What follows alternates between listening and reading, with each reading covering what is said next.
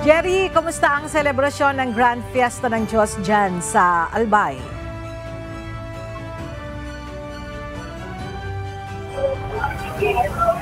Yes, maaga pinilahan ng ating mga kabayan Bicolano itong iba't ibang konsultasyong medikal dito sa sinasagawang Grand Fiesta ng Diyos dito sa Ibalong Centrum Recreation dito sa Legazpi City, Albay.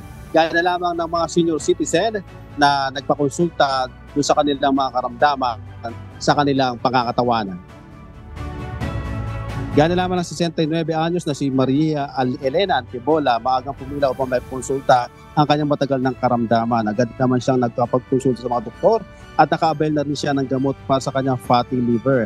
Aniya, nabalitaan lamang niya sa kanyang kapitbahay na may libreng konsultang medikal, kaya kahit hirap sa paglalakad ay agad siyang pumunta dito sa labi ng ICR. Ay, okay po.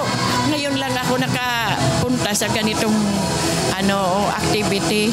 Okay lang, okay. Very accommodating po yung mga tao dito nag-assist sa amin. Okay naman po.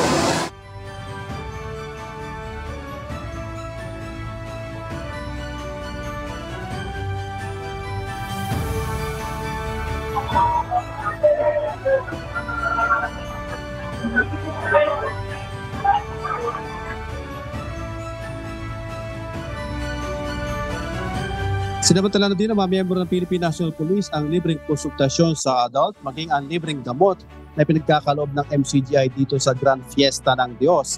Dahil na umaga, formal na binuksan ang Grand Fiesta ng Diyos dito sa Legazpi City, Albay. Masayang pumarada ang mga representative mula sa 6 na probinsya na nasasakupan ng Bicolandia na hindi alintana ang mainit na sikat ng araw. Samantalang mahigpit naman ang seguridad na pinatutupad ng mga marshal papasok nitong compound ng ICR. Bukod pa dyan ang pag-ikot ng K9 unit sa loob ng venue upang maiwasan ang mga untoward incident at makapasok ang mga pinagbabawal na bagay. Tampok naman ang iba't ibang delicacies o lutong pagkain ng 6 na probinsya sa Bicol. Sa Camarines Norte, meron silang sinantol, sweet and sour na isda at ang pampalos na pinta. Hindi naman nawawala ang bida sa handa na lechon, kaya hindi nang ginataang santol at bagoong na nilagyan din ng sili na makikita sa booth ng Sorsogon.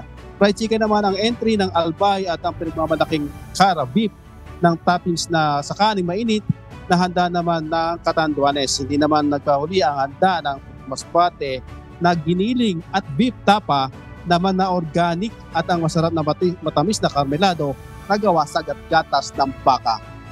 At ngayon nga Ella ay nagpapatuloy itong konsultasyon, nakapila pa rin ng ating mga kabayan Bicolano, lalo na yung mga senior citizen dito sa aking likuran para magpakonsulta sa mga doktor dito sa nagpapatuloy na Grand Fiesta ng Diyos dito sa Legazpi City, Albay. Balik sa iyo, Ella.